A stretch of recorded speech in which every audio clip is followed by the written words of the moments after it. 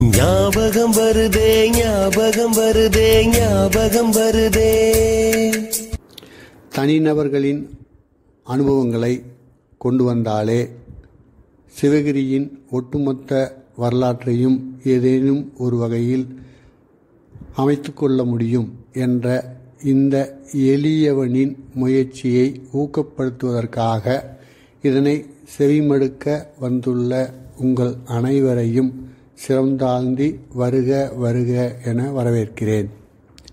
இப்போ வந்துங்கய்யா, சிவகிரிக்கு ஏதாவது ஒரு தொழிலை கொண்டு வந்துடணும் அப்படின்னு எல்லாரும் நல்லா மும்முரமாக முயற்சி பண்ணிட்டு இருக்காங்க. இப்போ இந்த எஸ்.ஏ. சதாசிவம் ஐயாவுடைய பேட்டியிலையும் அதான் வருதுங்க. இப்போ இதையும் நான் வரதராஜன் ஐயாவுடைய பேட்டியும் ஒன்றா இணைச்சி பார்த்துக்கிறேன். இப்போது சதாசிவம் ஐயாவுடைய பேட்டியில் சுமார் 50 முதல் 60 ஆண்டுகளுக்கு முன்னாடி சிவகிரியில் இருக்கக்கூடிய இளைஞர்கள் வெள்ளை கோயிலை நோக்கி படையெடுத்து அவங்க பல்வேறு சிரமங்களுக்கு மத்தியில் தொழிலை சுத்தமாக கற்றுக்கிட்டு இங்கே தேசிய உடைமையாக்கப்பட்ட வங்கிகளில் கடன் வாங்கி இன்னும் வீட்டுக்கு சேமிப்புகள் நகை உட்பட எல்லாத்தையும் வச்சு நம்ம ஒரு தொழில் அமைச்சு இந்த ஊரில் பல்வேறு நண்பர்களுக்கு தங்களுடைய வாழ்க்கை தரத்தை உயர்த்தி கொள்வதற்கு அவர்களே முன்னோடியாக இருந்து செயல்பட்டதாக நமக்கு தெரிய வருதுங்க. இப்போ வரதராஜுடைய ஐயாவில் என்ன சொல்கிறேன், அந்த இதில் என்ன சொல்கிறாங்கன்னா, அதே 60 ஆண்டுகளுக்கு பிறகு இப்போ நமக்கு திரும்பவும் அதே தான் நடக்கிறதா நம்ம பார்க்குறோம். ஏர்லூம் அப்படின்னு சொல்லி காற்றின் மூலமாக தறி நெசவு செய்யக்கூடிய ஒரு உயரிய தொழில்நுட்பத்தை கற்றுக்கிறதுக்காகவும் அங்கே போய் சிறப்பாக செயல்படுறதுக்காகவும் இன்றைக்கி இருக்கிற பல குடும்பங்கள் வெள்ளவெயில் நோக்கி போய்கிட்டு இருக்காங்க அப்படிங்கிற விஷயத்தையும் நம்ம இந்த நிகழ்ச்சியில் பதிவு பண்ணாங்க. இப்போ என்னுடைய கற்பனை 60 ஆண்டுகளுக்கு முன்னாடி எப்படி அன்னைக்கு தொழில்நுட்பத்தை கற்றுக்கிட்டு சிவகிரி எப்படி முன்னேற்றத்துக்காக உழைத்தார்களோ அதே போன்ற ஒரு சூழ்நிலையை இன்னைக்கு முன்னோடியாக போயிருக்கிற குடும்பங்களும் செய்வார்கள் அப்படிங்கிற ஒரு நம்பிக்கை விதையோட இந்த நிகழ்ச்சியை நாங்கள் தொடர்ந்து முன்னாடி வைக்கிறோம். தயவு கூர்ந்து அவரவர்களுக்கு ஏற்பட்ட முறையில் இந்த ஊரை முன்னேற்றுவதற்கு ஏதேனும் ஒரு வகையில் ஒத்துழைப்பு நல்குமாறு அன்போடு கேட்டுக்கொள்கிறோம். கே. முருகபூபதி, சிவகிரி நியூஸுக்காக. ஞாபகம் வருதே ஞாபகம் வருதே ஞாபகம் வருதே. குரல் ஆமாங்க வள்ளுவர் குரல். அதுதான் நான் சொன்ன அந்த நெடுநீர் மறைவி மடிதுவில் 4 கெடுநீரார் காமக்கலன் அப்படின்னு சொல்லுவார். அதுக்கு ஒப்ப ஒரு குரலை எடுத்து நாங்கெல்லாம் வாழ்க்கையில முன்னேறணும் அப்படிங்கிறதுக்காக 60களில் நாங்க வெள்ள கோயில்ல இசைத்தறி ஓட்டுறதுக்காக போயிட்டோம். இங்க சிவகிரில அங்க போயிருது. சிவகிரி ஒரு 18 பேர் இசைத்தறி அப்பவே 60 அங்க. ஆமாங்க, விசைத்தறி அங்க ரொம்ப பிரபலமா ஓடிக்கிட்டு இருக்குதுங்க. 69 எனக்கு 70 கல்யாணங்க. 69ல நாங்க அங்க சிவகிரி இந்த வெள்ள கோயில்ல இந்த சிவகிரியினுடைய கைத்தறி நெசவுல வருமானம் குறைவா இருக்கிற காரணத்தினால ஒருத்தர் போய் பார்த்துட்டு அடுத்தது போய் இப்படியே 18-19 பேர் அந்த காலகட்டத்தில் இருந்த எங்க சமகால வயதுடையவர்கள். புரியுது. அதுல குறிப்பா எல்லாம் நம்ம சிவகிரி தானே. அந்த 18 பேருக்கும் நாம் ஒரே ஒரு ரூம் எடுத்திருப்போம். ஒரு ஹால், பெரிய கல்யாணம் பண்ண மாட்டோம். அந்த பழைய வெள்ள கோயில்ல சந்தைக்கு ஏத்த மாதிரி ஒரு சும்மா கிடக்கப்பெல்லாம் கட்டடங்கள்லாம் நாங்க ஒரு 18 பேர் போய் அங்க பண்ணை தண்ணி எல்லாம் இருக்கு. தண்ணி அப்ப வெள்ள கோயில தண்ணி பஞ்சம். தண்ணி வண்டி கேன்ல தான் வாங்கி நிரப்பிக்கணும் வாரத்துல 2 தடவை. சரிங்க. அப்போ 18 பேரும் அந்த குளிக்கிறது மற்ற தேவைகளுக்காக அதையெல்லாம் பயன்படுத்திட்டு ஹோட்டல்ல சாப்பிட்டுட்டு வீட்டுக்கும் பணம் அனுப்புவோம். அப்ப எப்படின்னு கேட்டீங்கன்னா, நான் எல்லாத்துக்கும் அந்த கிளாஸ் எடுத்தது இந்த இதுதான். ஒரு மனிதன் கடைசி வாழ்நாள் முழுக்க முயற்சி செஞ்சுட்டே இருக்கணும். இறைவன் காப்பாற்றுவான் அப்படின்னு சொல்லி இறைவன் நாம குறை சொல்ல வரல. ஆனா இறைவன் எப்படி முயற்சி அப்படிங்கறது நம்ம எடுத்துக்கிட்டு நம்மளுடைய கடமைகளை நம்ம ஒழுங்கா செஞ்சோம்னா வாழ்க்கையில முன்னேறலாம். கண்டிப்பா. அதுக்கு நான் ஒரு சின்ன கதைன்னு சொன்னேன். இறைவனை எப்படி நம்மளை பாத்தீங்கன்னா அப்போ மது எல்லாம் கிடையாதுங்க. இப்போ இயற்கையிலே மனிதனுக்கு 100 வயசு. ஆனால் மனிதன் வந்து எப்படி ஒழுக்கம் இல்லாத செயல்களால தன்னுடைய ஆயுளை குறைச்சிக்கிறேன். ஆமா, இந்த அறியாமைய ஒரு சின்ன கதை மூலமா நான் சொன்னேன். ஒரு நுனிக்கொம்புல இருந்துகிட்டு அடி கிளைய வெற்றவர்த்த. அப்ப ஈஸ்வரனும் ஈஸ்வரியும் வந்து பார்த்து அந்த இடத்த பாக்குறான். வந்தவங்க என்னடா இப்படி இப்படிங்க ஈஸ்வரி சொல்றது, என்னங்கது இவன் நுனிக்கம்புல உட்காந்துக்கிட்டு கிளைய வெட்டுறானே, இவன் கீழே விழுந்தானே எவ்வளவு உயரத்துல இருந்து விழுந்து இவன் என்ன ஆவ அப்படின்ற. ஆமா, அவனுக்கு அவனுடைய இது அவனுக்கே தெரியல. அவன் நான் இறந்துருப்போம் அப்படின்னு அவனுக்கு தெரியாமையே கீழே விழுந்தா அந்த இது எண்ணமே இல்லாம வெட்டுறேன். ஆமா, அந்த மாதிரி அவன் செஞ்சுக்கிட்டு இருக்கிறேன். அதனால நான் ஒண்ணு சொல்றேன் கேளு. அம்மான்னு கீழே விழுந்தான்னா நீ காப்பாத்து, அப்பான்னு கீழே விழுந்தா நான் காப்பாத்துறேன் அப்படின்னு. சரி, வெட்டு கிளையில விழுந்து கீழே டொப்பேன்னு விழுந்தும் போது என்ன சொன்னா தெரியுங்களா? செத்தண்டான்னு விழுந்தானா. அவனை எப்படி காப்பாத்துவாங்க? இல்ல, நம்ம இயற்கை நம்ம தப்புனா கூட காப்பாத்து தயாரா இருக்குது. காப்பாத்து தயாரு கடைசி நிமிஷம் கூட. ஆமாங்க, அதையும் நாமளே கத்துக்கிறது. ஆமா, நான் அதுதான் சொல்றேன். இன்னைக்கு மதுவுக்கு அடிமையாகி ஏகப்பட்டவே 100 வயசு வாழ்க்கையை ரொம்ப குறைச்சிக்கிட்டு போயிட்டாங்க. கண்டிப்பா கண்டிப்பா. இது அந்த நுனிக்கொம்புல வந்துகிட்டு அடிக்கொம்பு வெட்டணும் கதை தானே இது. இந்த காலத்துல இருக்கிற நிலைப்பாடுகளை அப்படி உதாரணம் சொல்லலாம் அப்படின்னு நினைச்சேன். அப்புறம் நான் விஷயத்துக்கு வரணுங்க. 2வது நாங்க 69 அவங்க கோயில்ல 18 பேரு, 18 இளைஞர்கள், அத்தனை பேரும் இளைஞர்கள், சிவகிரியை சேர்ந்த இளைஞர்கள். கொடா மாரிமுத்து உட்பட அதுல இருக்காங்க. அவர் இருக்காரு, தாசரோட்டு முருகேஷ் இருக்கிறாரு, நம்ம கூல தங்கவேல் சொல்லுவாங்கல்ல அவர் இருக்காரு, எங்க மச்சனை அவரு காமெடி நடிகர் அவர் இருக்காரு, நம்ம இவரு லோலாய் மேஸ்திரி. ஆமா, அப்புறம் எஸ்.ஆர். சண்முக சுந்தரம் அவருடைய அண்ணன் வெள்ளிங்கிரி இருக்காரு. இந்த மாதிரி நம்ம இளைஞர்கள் அத்தனை பேரும் அங்க இருக்கிறோம். அப்போ அந்த குரல் நான் மடிமடி கொண்டொழுகும் பேதை பிறந்த குடிமடியும் தன்னினும் அப்படின்னு சொல்லி ஒருத்தன் சோம்பலை ஆளுந்தன்மையா வச்சிருந்தால் அவன் அழியும் முன்னே அவனுடைய குடிப்பெருமை அழிந்து விடும் அப்படிம்பாரு. அதை நான் அவங்களுக்கு ஞாபகம் போட்டுக்கிட்டு அந்த தினசரி காலையில் இருந்துச்சுன்னா அந்த ஒவ்வொரு குரலை நான் சொல்லுவேன். அப்ப கேட்காதவங்க கூட ஒரு வாரம் 2 வாரம் பார்த்துட்டு 3வது வாரம் கேட்க ஆரம்பிச்சிட்டேன். அந்த ஒழுக்கம் அப்ப பீடி குடிக்கூடாது, இந்த ஒழுக்கம் வேணும், உடம்ப காப்பாற்றிக்கணும், இப்படி எல்லாம் சொல்லும் போது அந்த ஒழுக்கத்தை பத்தி சொல்லும் போது அவங்க எல்லாம் பின்பற்ற ஆரம்பிச்சாச்சு. யாருமே இந்த மதுவுக்கோ மத்த இதுக்கோ போகல. சாப்பிட வேண்டியது, கட்டுமே உழைக்க வேண்டியது, பாடுபடுறது, வீட்டுக்கு பணம் அனுப்ப வேண்டியது, இந்த மாதிரி ஒழுக்கம். அப்ப வெள்ளை கோயில்ல சிவகிரி பசங்க இருந்தா கூப்பிடு தடி ஓட்டன்னு கூப்பிட்டான். அன்னைக்கு சிவகிரி பசங்க இருந்தா கூப்பிடுன்னு சொல்ற அளவுக்கு அவங்க உழைப்புல தேர்ச்சி பெற்றாங்க. உழைப்பு, கை நேர்த்தி, கை நேர்த்தி எல்லாமே அவங்களுக்கு அருமையான ஒரு வெள்ள கோயிலுக்காரனுக்கு எல்லாத்துக்கும் பிடிச்சி போச்சு. எங்க 18 பேர் இருக்கிற அந்த கல்யாணம் பண்ண இருக்க அந்த இதுக்கு முதலாளிகள் அப்பா இங்க தறி ஓட்டுறதுக்கு ஒரு ஆள் வேணும், 2 ஆள் வேணும், வாங்கப்பா கொண்டாந்து. ஏன்னு கேட்டீங்கன்னா 20 மீட்டரு, அப்ப 60 கேஸ் மட்டும் 20 மீட்டர் 25 மீட்டர் ஓட்டி இருப்பானுங்க. சிவகிரிக்காரன் போய் 70 மீட்டர் ஓட்டினானுங்க ஒரு நைட்டு.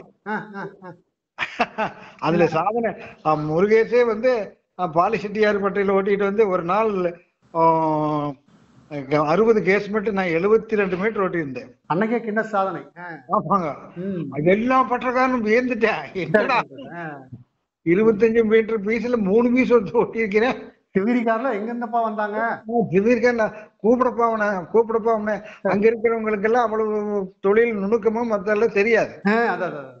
ஆனா இத்தனைக்கும் ஒரு விஷயம் என்னன்னு கேட்டீங்கன்னா, இங்க இருந்து கைத்தறி நெசிட்டு போனவனுக்கு பவளம் பத்தி எதுவுமே தெரியாது. ஆனா ஒரு ஆற்றல் போய் நம்ம விஷயம் தெரிஞ்சவனாட்டம் நம்ம காட்டிக்கணும். ஏதாவது போட்டு உருட்டு கிடைச்சிடும். ஆமா, அந்த நம்ம இப்போ முருகேஷ் இருக்காருன்னா அவர் 2 நாளைக்கு அவர்கிட்ட தள்ளி நிக்க வேண்டியது. இந்த பிரேக்க தள்ளி பழகிட்டு அடுத்த பட்டறைக்கு போயிட வேண்டியது. அது மாதிரி நானு அப்பதான் புதுசா திருப்பூர் செட்டியார் அங்க ஒரு பட்டறை ஆரம்பிக்கிறாங்க. அப்ப நான் அந்த பட்டறைக்கு போயிருக்கிறேன், தறி ஓட்டிருக்கேன் அப்படின்ட்டு. அப்புறம் பாவெல்லாம் போட்டு தறி ரன் பண்ணும்போது அப்புக்குட்டு மேஸ்திரின்னு ஒருத்தர் அந்த பெல்ட் ஓட்ட போடுறதுக்கு தம்பி அந்த பஞ்சு எடுத்த அப்படின்னாரு. நான் தறி கிடைக்கிற தறி கடி கிடக்கணும் அந்த பஞ்ச கை நிறைய சுத்தி கொண்டு போய் அப்படி பேசி நீ மேல மேல பார்த்தாரு. ஏப்பா நீ சம்மா சொல்றியா அப்படின்னாரு. நீங்க தானே பஞ்சு எடுத்தா சொன்னீங்க. ஓ அப்படின்னாரு. உன்னுடைய லெவல் அதுதான் பாருங்களேன். அப்போ ஓனர் எப்படிப்பட்டது தெரியுங்களா? ஓனரு திருப்பூர் செட்டியாரு தறி பத்தி அவருக்கு தெரியாது. அப்புறம் ஒரு பாவுல ஓடும்போது ஒரு கண்டுல கை புனி போயிட்டுதுங்க. சரி. அப்புறம் அந்த பாவு புனைக்காம கொஞ்ச நேரம் வச்சிருந்தோம். அந்த ஓனர் கேட்டாரு, ஏப்ப இன்னும் புனைக்காம அது கைப்புனி எடுக்கணுங்க, இன்னொரு ஆள் வரணும் அப்படின்னு சொன்னா. கைப்புனியா? அது எங்க போய் வாங்கணும் அப்படின்னாரு. அவரு பொருள் வாங்கி அது ஓனர் அப்படிப்பட்டாலு, ஓட்டுறது இப்படிப்பட்டாலு.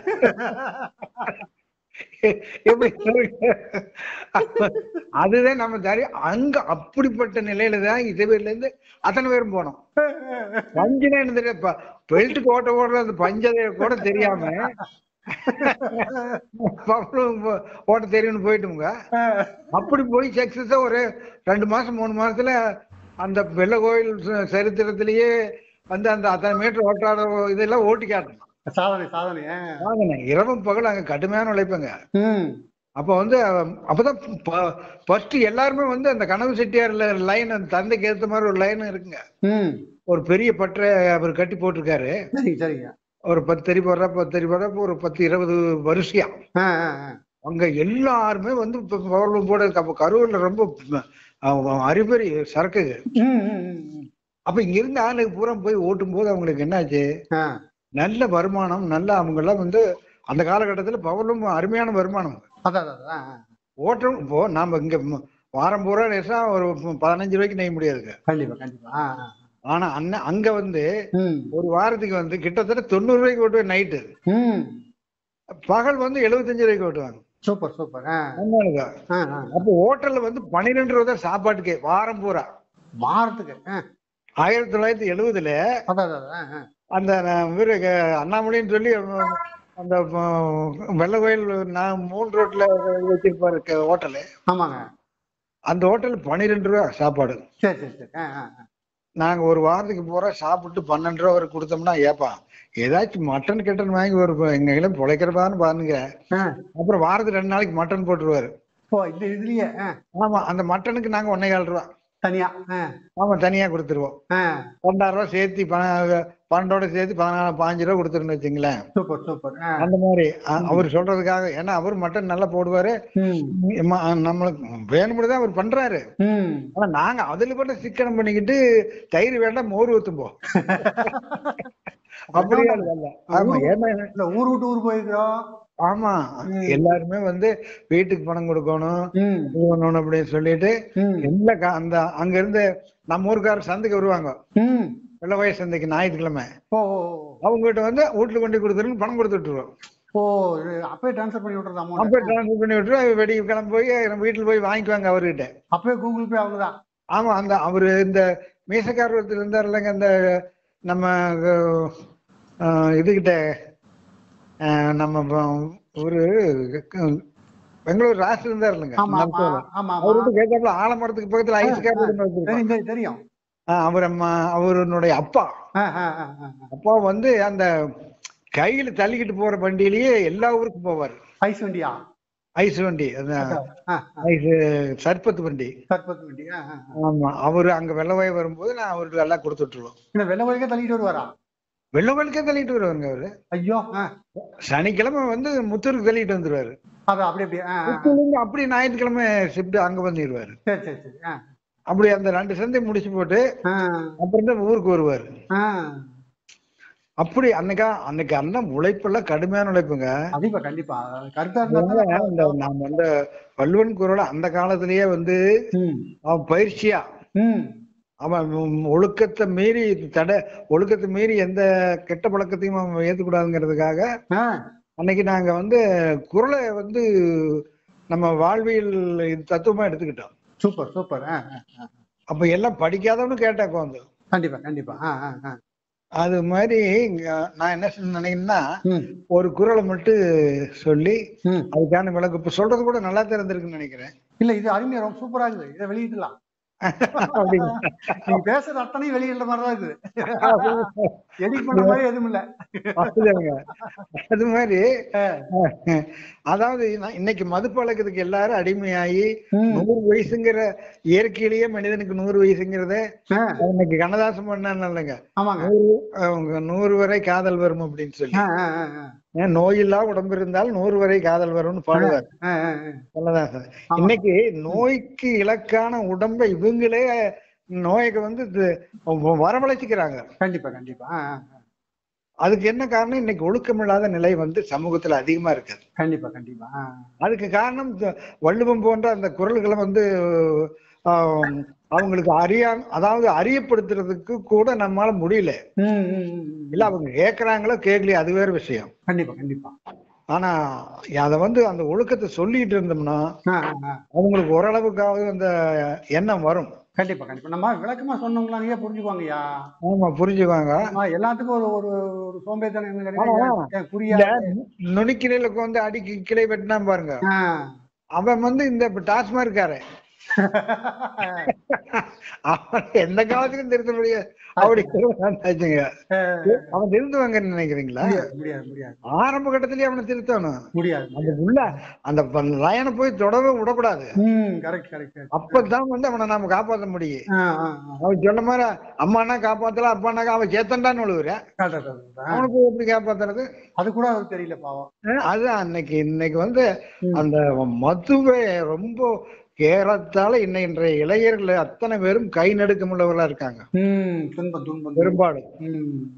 அதுக்கு என்ன காரணம்? ஒழுக்கம் இல்லாம அந்த மதுவை வந்து போய் தேடி நம்முடைய உடல்லையும் கெடுத்துக்கிறாங்க, உள்ளத்தையும் கெடுத்துக்கிறாங்க, சிந்தனையும் வந்து பூரா மழுங்கடிச்சு எதிர்காலம்னா என்னன்னே தெரியாம இன்னைக்கு வாழ்ந்துட்டு இருக்க நிறைய இளைஞர்கள் இருக்காங்க. அதான் கண்டிப்பா கண்டிப்பா. கெட்ட போதைக்கு மேல நல்ல போதையை ஏற்படுத்திக்கலாம்.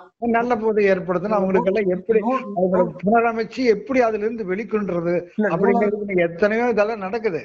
நூலகத்துக்கு போத ஒரு போதை. ஆமாங்க, புத்தகம் படிக்கிறது ஒரு போதை. ஆமா. இல்ல நான் என்ன சொல்றேன்னா அந்த 69, 70 எல்லாம் நாங்க வந்து இளைஞர்கள் அப்ப காசுக்கு இப்ப வந்து 12 ரூபாய் சாப்பாட்டுக்கு போனா அவங்ககிட்ட 50, 60 ரூபாய் மிச்சம் இருக்கு. கண்டிப்பா கண்டிப்பா. அவங்க கெட்ட பழக்கம் வர்றதுக்கான வாய்ப்பு இருந்துச்சு. ஆனா அந்த கெட்ட பழக்கம் வராம என்ன பண்ணணும்? கம்பு சுத்துவோம், இளம சுத்துற வேலை, உடற்பயிற்சி. அப்படியே அந்த தங்க வேலை எல்லாம் வந்து ஒரு ஹால்ல அப்படியே தலைகளா அப்படியே நிப்பாருங்க. இல்ல சிவகாசனம் சக்தி வந்து ஆரோக்கியமான முறையில கொண்டு வாங்க. அப்ப கூட நாங்கெல்லாம் இந்த சிலம்பம் விளையாடிட்டு இருக்கும் போது ஒரு மேஸ்திரி ஒருத்தர் எங்களை வந்து தவறான வழிக்கு பயன்படுத்திட்டு அவர் போய் ஒரு ரக்க தகராறு பண்ணிட்டு இருப்பான், நான் வரேன் ஆளோட அப்படின்னு அவங்க சொல்லிட்டு வந்துட்டாரு. அப்புறம் அங்க எங்க தம்பி ஒரு பக்கம் நான் அருமையா போகணும், மேஸ்திரியா போச்சேன், செம்பவெல்லாம் ஏறிட்டாரு. அங்க ஒரு 2-3 மேல பக்கம் வந்து கிராமத்துல போய் வாங்கட வாங்கலாங்கிறாரு. வாங்கடா. அப்போ நாங்க இந்த கபடி ஆடிக்கிட்டு இருக்கும்போது ஒருத்தர் தெரிஞ்சவங்க, வெள்ள வயல்ல நாங்க ஞாயிற்றுக்கிழமை கரண்ட் எப்பாவது இல்லாம தான் போகும். அப்ப நாங்க சந்தைக்குள்ள கபடி ஆடுவோம். அதான் கபடி விளையாடும் போது அந்த ஊருக்காரர் ஒருத்தருக்கு கபடி விளையாடு இருந்தாரு. அவரை நான் பாத்துக்கிட்டேன். அப்புறம் அவர் எதிர்கோசியில் இருக்காரு. அப்புறம் நாங்க வந்து இப்படி கையாட்டுன அவர்கிட்ட மேல வண்டியில இருந்துகிட்டே. அப்புறம் அவரு எதுக்கு கூப்பிடறோன்னு வந்தாரு. அண்ணா நாங்க இதுக்கெல்லாம் வரலன்னா தெரியாது, நமக்கு தெரியாது. மேஸ்திரி என்ன பண்ணாரு ஏது பண்ணாரு எங்களுக்கு தெரியாது. இங்க வந்து வாங்கடா வாங்கலாம் அப்படிங்கிறாரு. உங்களை நாங்களாம் ஒரு 20 பேர் டெம்போக்குள்ள உட்காந்துருக்கோம். நாங்களா அப்படிப்பட்ட ஆள் சண்டைக்கு தான் வந்துட்டாங்க, நீங்க நினைச்சிடாதீங்க. நாங்க அப்படிப்பட்ட ஆள் இல்ல. ஆமா நீங்க அண்ணா நாங்க நண்பர்கள். நீங்க வந்து கபடி விளையாடும் போது நம்மளாம் ஒன்னா அண்ணன் தம்பியா பழகணும்ல. தெரியாத எங்களை வந்து எதிரியா நினைச்சிடாதீங்க. இதை வந்து இந்த சம்பவம் எங்களுக்கு இப்போ தெரியாத ஒண்ணு அப்படின்ட்டா. சம்பந்தம் இல்ல. அவரு போய் அந்த கேங்கில் சொல்லிட்டாரு. ஐயோ அல்ல நம்ம சிவிரிக்காரையா நம்ம நண்பர்கள் கபடி நண்பர்கள் அவங்களே இதெல்லாம் உண்மைங்கிறாங்க அப்படின்னு சொல்லி இறங்கி எல்லாம் கை குலுக்கிட்டு நாங்க மேஸ்திரிக்கிட்ட ஏன் மேஸ்திரி இப்படி பண்ணி போட்டீங்களே என்ன இல்ல பயப்படுத்துறதுக்காகத்தான் கூட்டாங்க. ஊரு பேரை கெடுத்துவாரு. ஊரு பேர் கெடுக்கிற மட்டும் இல்லாம எங்க வாழ்க்கையை தொலைச்சிருவியா நீ அப்படின்னு சொல்லிட்டு அப்புறம் அதுல இருந்து உஷாராகிக்கிட்டோம். ஜாகிரதையா இருக்கணும். ஆமா ஜாகிரதையா இருந்துக்கணும் அப்படிங்கிற அந்த மாதிரி சம்பவங்கள் நிறைய அந்த வெள்ள கோயில் எங்களுக்கு நடந்தது. கண்டிப்பா கண்டிப்பா. ஆனா வெற்றி எங்களுக்கு வழிகாட்டுனது வந்து திருவள்ளுவர் குரல் தான். இல்ல அதை எப்படி கொண்டு வாழ்க்கையை நினைச்சு பாருங்க, அதான் பெரிய விஷயம். ஆமாங்க. அன்னைக்கு நாங்க வந்து விடுபட்டு எந்த ஒழுக்க நெறி தவறி போகாம நாங்க வந்து எத்தனையோ இது இருந்து தவறி போறதுக்கான இதெல்லாம் இல்ல வாய்ப்பு இருந்துங்க. அப்ப நிறைய இருந்துல வாய்ப்பு. ஆமா நிறைய இருந்தும் கூட அன்னைக்கு அந்த இறைபக்தி இது வந்து குரல் வழி வந்து நடந்துக்கிறது அப்படிங்கறது மாதிரி ஒரு இது வச்சு காலையில 8 மணிக்கு போனோம்னா சாயங்காலம் 6 மணிக்கு வந்துருவோம். அப்புறம் 8 மணிக்கு போனோம்னா காலையில 6 மணிக்கு வந்துருவேன். இப்படி ஷிஃப்ட் மாத்தி மாத்தி மாத்தி மாத்தி நாங்க அப்படியே வாழ்க்கை ரொட்டீனா பண்ணிட்டு இருந்தோம். நைட் சாப்பாடு உண்டுல்ல, நைட் தறி ஓட்டுறப்ப? ஆமாங்க நைட் 8 மணிக்கு சாப்பிட்டு போயிடுவாங்க. வந்து அவருக்கு கரெக்டா நமக்கு இட்லியா தோசை எல்லாம் இது பண்ணிடுவாரு. நைட் சாப்பிட்டு 8 மணிக்கெல்லாம் 8 மணி ஒரு சங்கூதுங்க. அப்ப வெள்ளவயல்ல சங்கூதுனா பிரேக்ல கை இருக்கணும். கணக்குல வந்து கணக்கெடுப்பேன். இது 8 மணிக்கு சதாசிவம் வந்தாச்சா, ஆறுமூர்த்தி வந்தாச்சா, கணபதி வந்தாச்சா அப்படின்னு சொல்லி 8 மணிக்கு நாங்க பிரேக்ல கை பிடிச்சா வெடிய காலை 8 மணிக்கு தான் பிரேக்ல இருந்து கை எடுப்போம். அப்போ நாங்க எடுத்து அடுத்த ஷிப்டுக்காரன் அதே பிரேக் பிடிச்சுக்க மோட்டர் நிறுத்த மாட்டோம். புரியுது. இப்போ அதுக்கு எனக்கு டவுட்டு. அப்ப சிவகிரியும் வெள்ளகோயிலும் தொழில் முறையில ஒரே சமயத்துல வளர்ந்துறாங்கல்ல, அதுக்கு முன்னாடி கிடையவே கிடையாது. அப்ப சிவகிரியில குறிப்பிட்ட மாதிரி ஒரு 4-5 பற்றதான் இருந்தது. 4 தறி 2 தறி பற்ற. அதான் புரியுது. அப்ப அங்க ஊர் முழுசும் பற்ற. அங்க ஊர் முழுக்க தெரியுங்க. அங்க ஊர் முழுக்க அது கனவு சிட்டியார் பற்றினா கிட்டத்தட்ட ஒரு 120 தறி ஒரே லைனா 6 தறி 8 தறி 6 தறி 8 தறி பவர்லூமா. ஆமா பவர்லூம். அது ஃபேக்டரி. ஆமா அவர் கட்டி விட்டாரு. அந்த மில்லு உள்ள இருக்குது. அந்த முன்னாடி சந்தைக்கு முன்னாடி லைனா கட்டி விட்டாரு. நிறைய பற்ற கட்டி சுத்தி கட்டி விட்டாரு. கச்சேரி வலசு அந்த பக்கம் போனா கச்சேரி வலசு. அப்ப அங்கிருந்து கச்சேரி வலசு இருக்கிற லேடிஸ் எல்லாம் நூல் சுத்துற இது தொழிலுக்கு வெள்ள கோயில் பயன்பட்டது. கிராமத்தில் இருக்கிற வரவங்க எல்லாம் வந்து நிறைய பேர் வாழ்வாதாரமா வெள்ள கோயில் எடுத்துக்கிட்டாங்க. பெரிய விஷயம் பெரிய விஷயம். அப்ப வெள்ள கோயில் ஏன் வந்து அவ்வளவு தெரியும் அந்த பவர் ஆபீஸ் இங்க இருக்கலங்க முன்னாடி. அதுல வந்து எலக்ட்ரிக் பிரச்சனை இல்லாம இருந்தது. அதனாலதான் அத்தனை பேர் அங்க போய் தெரிய போட்டாங்க. ஓ இது ஒரு வரலாற்று காரணம். ஆமாங்க அது வரலாற்று. அப்படி இருக்கும்போதுதான் அங்க கனவு சிட்டியார் வந்து பெரிய ஆள். அங்க அவர் எல்லா பக்கமும் பற்றை கட்டி வாடகை கொடுத்தாரு. எல்லா விவசாயிகளும் அங்க வந்து தறி போட்டாங்க. இங்க நம்ம ஊருக்கு முதல்ல மின்சாரம் வரப்ப அங்க பெரிய தொழில் நகரமா அது மாறிடுச்சு. அந்த தொழில 69 எல்லாம் அங்க ரொம்ப ஃபேமஸ்ங்க. பெரிய விஷயம். 69 70 எல்லாம் வந்து ஒரு குறிப்பிட்ட மாதிரி ஒரு தெருவுக்கு 2 பற்றதான் இருக்கு. அது 2 தறி 3 தறி இன்ஜின் தான். அப்புறம் அதை வச்சு இவங்க அது அந்த வெள்ளை தெரியுங்க. இந்த வெள்ளை வேஷ்டி அது வேச்சஸ் அதிகமா கிடையாது அதுல. அது மாதிரி பண்ணிட்டு இருந்தாங்க. அப்புறம் வந்து கொஞ்ச காலம் கழிச்சு தான் கொஞ்சம் கொஞ்சமா போட்டாங்கன்னு வச்சுங்களா. அப்புறம் தான் நாங்க வந்து இவங்க இருந்து 18 பேர் வந்தோம் இல்லைங்க. 18 பேர் தறி போட்டு. Super super super. காரணம் என்ன தெரியுங்களா, கையில காசு இருக்குதோ இல்லையா அது வேற பிரச்சனை. முயற்சி மட்டுமே இருந்தது. இல்ல அங்க கண்ணுக்கு முன்னாடி தெரியுது இத்தனை பேர் போறாங்க வர்றாங்க, தொழில் வளர்ச்சி, 4 பேருக்கு வேலை கொடுக்கறது. அப்ப உங்களுக்கு எப்படி சும்மா இருக்க முடியும்? சும்மா இருக்க முடியலைங்க. கனரா பேங்க்ல போய் விழுந்தடிச்சு லோன் வாங்கிட்டு அந்த கேசவமூர்த்தின்னு ஒரு மேனேஜர் இருந்தாரு. அவர் வந்து விளக்கேத்தி நம்ம சின்ன தம்பி அண்ணன் இருக்காரு இல்லைங்க. ஆமாங்க ஆமாங்க. அவர்கிட்ட நான் அப்போ ஏடிஎம்கேல அவர் தலைவரா இருக்காரு. அப்புறம் நான் அவர்கிட்ட பழக்கம் அதிகம். அவரும் தறி போட விரும்புறாரு.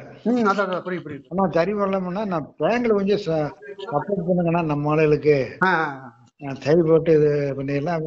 அப்புறம் எப்படி தறி போட்டு எப்படி கட்டுவீங்க என்ன வேலை அப்படிங்கிறத நாங்க அதுக்கான ஒரு இதே போட்டு கொடுத்துட்டோம். ப்ராஜெக்ட் வேணும்ல. ஆமா ப்ராஜெக்ட் இவ்வளவு வருமானம் பாருங்க, இவ்வளவு நான் உங்களுக்கு கட்டியிருக்கோம், எங்களுக்கு குறைஞ்சபட்சம் 40,000 ரூபாய் இருந்தீங்கன்னா போதும். பேங்க்ல லோன் வாங்க சாமானியம் இல்ல. ஆமாங்க. அவர் வந்து 12 பேருக்கு வாங்கி கொடுத்தாரு. Super super. அப்போ அவர் வந்து ஒரு பைனான்ஸ் வச்சிருக்கிறாரு. அந்த பைனான்ஸ் வந்து 18 லட்சம் ரூபாய் 20 லட்சம் ரூபாய் எப்பவுமே ஸ்பேர் இதில் இருக்கு, காசு இருக்கும், பேங்க்ல இருக்கு. அப்போ உன்னை நம்பித்தானே வாங்கி கொடுக்குறேன் அண்ணா, நான் பொறுப்புன எல்லா பசங்களும் அப்படி எல்லாம் இல்ல கட்டிடுவாங்க அப்படின்னு சொல்லி. எவ்வளவு பெரிய பலம் அது. 4 வருஷம் உங்களுக்கு 4 வருஷம் கூட கட்டணும் அப்படின்னு சொல்லி 4 வருஷத்துக்குள்ள கட்டணும் சொல்றது. அவரு என்ன இது பண்றாருன்னா,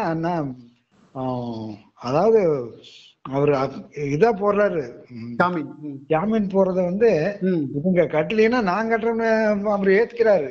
எவ்வளவு பெரிய பணம் அது அந்த காலத்துல. ஆமா, அந்த ஒப்பந்தம் யார் சொல்லுவாங்க. அப்போ இல்லைன்னா அவர் அந்த ஐயர் அப்போ வந்து கனரா பேங்க் மேனேஜரு, கண்டிப்பா அவரு சின்ன தம்பி நம்பி கொடுக்குறாரு. இல்ல அப்படித்தான் கொடுப்பாங்க. இப்ப நாங்களாம் 3 வருஷத்துக்கு வந்துட்டு போறதால நாங்க எப்படி நம்புறது. உள்ளூர் ஒரு ஆள் நம்மளுக்கு போடணும்னா கையெழுத்து போட தான் தர முடியும். ஆமாங்க, இல்லாட்டி எங்களுக்கு வேலை போயிடும். அப்புறம் எல்லாருமே சரி அல்ல இப்போ கொட்டேஷன் வாங்கி பல்லடத்துல போய் சன்ரைஸ் கொட்டேஷன் வாங்கிட்டு வந்து, அப்புறம் உஷாப்ல வந்து மோட்டர் மற்றதுக்கெல்லாம் கொட்டேஷன் வாங்கி 40,000 ரூபாய்க்கு கொட்டேஷன் பண்ணி கொடுத்தாச்சு. எல்லாத்துக்கும் கொட்டேஷனுக்கு வரும் பொருள் போய் எல்லாம் எடுத்து வந்தாச்சு. சரி, புதுத்தறியா? புதுத்தறி புதுசு, எல்லாருக்கும் புதுசு. சன்ரைஸ் எல்லாம் 60 64. நான் வந்து 62 எடுத்து வந்தேன். அந்த மாதிரி அப்புறம் மோட்டர் எல்லாம் இங்க உஷாவில வாங்கிதான். அப்புறம் கொஞ்சம் கொஞ்சம் பக்கத்துல அப்படி பிரட்டி போட்டாச்சுன்னு வச்சுங்களேன், ரன்னிங் ஆயாச்சு. ரன்னிங் ஆகும்போது நான் என்ன பண்ணேன், நானும் என் ஜானகிராம அப்ப கொஞ்சம் ஜானகிராம கிட்ட வந்துட்டான். ஆமா, அப்போ நான் வந்து என்ன பண்ணேன், நம்ம வந்து டிராபாக்ஸ் பண்ணணும், சிவகிரியில் ஆர்மி பண்ணல. அடுத்த ஸ்டேஜ் நான் குமாரபாளையம் போய் ஒரு மேஸ்திரி கூட்டு வந்து இங்க இருந்து அந்த இது சிலா மரத்துக்கு குமாரபாளையம் கொண்டு போய் அங்க டிராபாக்ஸ் எல்லாம் பண்ணி மறுபடியும் கொண்டாந்து இணைச்சு 1 வாரம் அவர் இங்க இருக்கிறாரு மேஸ்திரி, எங்களுக்கு ட்ரைனிங் கொடுக்கறதுக்கு. அதுக்கு ஒருபாடு நாங்க டிராபாக்ஸ்ல ட்ரைனிங் எடுத்துக்கிட்டோம். முதல் நபர் நீங்க தான். ஆமா, அப்பதான் எக்ஸ்போர்ட் முதல் கொண்டாந்து கரூர்ல இருந்து வந்து நானு. அதுக்கு பிற்பாடு அந்த வானாச்சுனான்னு கடை வச்சிருக்காருங்க லோகன். ஆமா, நம்ம ஜவுளி கடைக்காரர் அரங்காளரா இருந்தாருல. அவரு வந்து என்னை பார்த்துட்டு தான் மறுபடியும் அவர் டிராபாக்ஸ் தறிய வாங்கி கொடுத்து போட்டாரு. அடுத்த ஸ்டெப். அப்ப நாங்க 2 பேரும் கரூர்ல எக்ஸ்போர்ட். எல்லாருமே கஞ்சி நூல் நினைச்சுக்கிட்டு கிடப்பாங்க. நாங்க கஞ்சி நூல், எங்களுக்கு எக்ஸ்போர்ட் கஞ்சி நூல் கிடையாது. இல்ல, எக்ஸ்போர்ட் சொல்றதுக்கு ஒரு மரியாதையா இருக்கு. ஆமா, எக்ஸ்போர்ட். நானும் ஜானகிராமன் அதுல கொஞ்சம் பயிற்சி எடுத்து இந்த இது சாம்பிள் ரகம் எடுத்துங்க. சாம்பிள் ரகம் வந்து வெங்கமேட்ல சாம்பிள் ரகம் நிறைய கொடுப்பாங்க. கரூர் வெங்கமேடு. ஆமா, கரூர் வெங்கமேட்ல போய் சாம்பிள் ரகம் வந்து ஒரு ஒரு 5 மீட்டர் 4 மீட்டர் தான் பாவை கொடுப்பான். சாம்பிள் ரகம் என்ன, அதை வச்சு ஆர்டர் வாங்குறதா? அதை வச்சுதான் ஆர்டர் வாங்க, பையருக்கு கொடுத்து அதை வச்சு ஆர்டர் வாங்குறது. Creative work. ஆமா, அந்த ஒர்க்குக்கு வந்து அதுக்கு வந்து இவ்வளவுதான் நிர்ணயம் கிடையாது வேஜஸ். புரியுது. இத பண்ணீங்கன்னா இவ்வளவு ஆராய்ச்சி. ஆமாங்க, அது மாதிரி பண்ணுவோம். அப்போ ஒரு சமயம் வந்து சில பூட்டு மட்டும் கொடுப்பாங்க, கொஞ்சம் மிக குறைவா. ஆமா, பூட்டு மட்டும் கொடுத்து அதுலயே பாவம் அந்த பூட்டையே புனைச்சு அவங்க சொல்ற டிசைன் கொடுக்கணும். சூப்பர். அது மாதிரி எல்லாம் பண்ணி அது வேலை கொள்ள வேலைகளுக்கு பொறுமை அதிகமா. அப்ப நாங்க வந்து அந்த எக்ஸ்போ இதுக்கு வந்துட்டோம், சேம்பிள் ஓட்டுறதுக்கு வந்துட்டோம். Super super. அப்புறம் அதுல வந்து அவருக்கு சொல்லி கொடுத்து அப்புறம் அவரும் போட்டாரு. அதாவது எல்லாம் ஒத்து கலந்துக்கிறது தானே. நீங்க தான் முன்னோடினா அப்புறம் கத்துக்க வேண்டியதானே. அப்பெல்லாம் வந்துங்க ஒத்து கை தூக்கி விடுறதுதான். ஒரு சேம்பிள் முடியாத சேம்பிள் அவங்க எல்லாம் கருவூர்ல எல்லாம் வந்து சில பேர் முடியாதுன்றாங்க. அப்போ அதை டெலிவரி கொண்டாந்து நாங்க போட்டு இவ்வளவுதானே இல்ல, 12,000 கட்டணம் கொடுப்பேன், 15,000 கட்டணம் கொடுப்பேன். சிவகிரிக்காரங்க எங்க சென்றாலும் சிறப்பு. ஆமா, சொர்ணா டெக்ஸ் முடியாது, எங்கேயும் முடியாது அப்படின்றானுங்க. எங்க பொண்ணு பேர் சொர்ணா. அளவுகோல். ஆமா, சொர்ணா டெக்ஸ்ல முடியலன்ட்டா, சரி முடியாதப்பா பண்ணல அப்படின்றாங்க. ஆமா, அந்த மாதிரி ஜானகிராமன் அதுல ரொம்ப தெளிவாயிட்டான். கண்டிப்பா கண்டிப்பா. அப்புறம் அந்த மாதிரி பண்ணிக்கிட்டு இருந்தோம்னு வச்சுங்களா, அப்புறம் தொழிலு இதெல்லாம் வந்து வரலாறு எடுத்தோம்னா இப்படி நாம வந்து ஒன்னொன்னா சொல்லிக்கிட்டே போலாம். பெரிய பெரிய பெரிய சாதனை. அது என்ன காரணம்னா, நான் இந்த குரல் வழி எப்படி இருந்துச்சு, எங்களுடைய வாழ்க்கையில எவ்வளவு வந்து எங்களுக்கு உதவியா இருந்தது, எங்களுடைய எண்ணங்கள் சிதறாம ஒருமுனைப்படுறதுக்கு குரல் தான் காரணம் அப்படிங்கறத ஒரு மனிதன் வாழ்க்கையில் ஒரே ஒரு குரலை மட்டும் எடுத்து அவனை வந்து ஆயுதமா பயன்படுத்தினா வாழ்க்கையில உச்சத்துக்கு போவாங்கிறது நிச்சயமான ஒண்ணுங்க. இன்னொரு முழுமையா குரல் சொல்லுங்க. ஹலோ, நெடுநீர் மறவி மடி துயில் நான்கும் கெடுநீரார் காமக்கலன். அதாவது நெடுநீர் என்றால் காலம் நீட்டடித்தல். ஒரு செயலை செய்வதற்கு காலத்தை நீட்டடிக்க கூடாது. காலம் நீட்டடித்தல் நெடுநீர் மறவி. இன்னைக்கு சரி நாளைக்கு பண்ணிக்கலாம், நாளானைக்கு பண்ணிக்கலாம் அப்படின்னு தன்னுடைய சோம்பலுக்கு அதை பயன்படுத்திக்கிட்டு இருக்க கூடாது. நெடுநீர் மறவி மடினார். மடினா வள்ளுவர் சோம்பலை குளிக்கிறாரு. மடி, நெடுநீர் மறவி மடி துயில் நான்கும். துயில் அப்படிங்கிறது அளவு மீறிய தூக்கம் சொல்றாரு. தூக்கத்தை காலையில தூங்கணும், மத்தியானம் தூங்கணும், சாப்பிட்டு தூங்குற அப்ப எனக்கு பண்ணுவேன் அப்ப அப்படின்னு தான் நாம் நினைப்போம். கண்டிப்பா கண்டிப்பா. அது மாதிரி நெடுநீர் மறவி மடிதுயில் நான்கும் கெடுநீரா இருக்காம, அதாவது இவங்க எல்லாம் விரும்பி ஏறும் மறக்க கெடுகின்ற இயல்புடைய விரும்பி இயல்புடையவர்கள் விரும்பி ஏறும் மரக்கலம் அப்படிங்கிறாரு. அடுத்து சொல்றாரு, மடிமடி கொண்டொழுகும் பேதை பிறந்த குடிமடியும் தன்னினும் முந்து. மடிமடி ஒருவன் சோம்பலை ஆளும் தன்மையாக வைத்திருந்தால் அவன் அழிவதற்கு முன்னாலேயே அவனுடைய குடிப்பெருமை அழிந்து விடும் அப்படிங்கிறார். இதெல்லாம் வந்து மடியுளால் மாமுகுடி என்ப மயிலான் தாளுளால் தாமரையினால்னார். ஒருவனுடைய முயற்சியிலே திருமகள் வாழுகிறாள், ஒருவருடைய சோம்பலிலே கரிய மூதேவி வாழ்கிறாள். இப்படி ஒன்னொன்னே அவர் வந்து தெளிவா அந்த முயற்சியை பத்தி சொல்லும் போது தடைப்பட்ட இடத்துல எல்லாம் வண்டி இழுத்து செல்லும் அந்த எருது போல் நீ வாழ்க்கையை அமைச்சுக்கணும் அப்படிங்கிறாரு. அந்த மாதிரி பல்வேறு நிலைகள்ல அந்த முயற்சிக்கு மட்டும் 10 குறள். ஞாபகம் வருதே ஞாபகம் வருதே ஞாபகம் வருதே.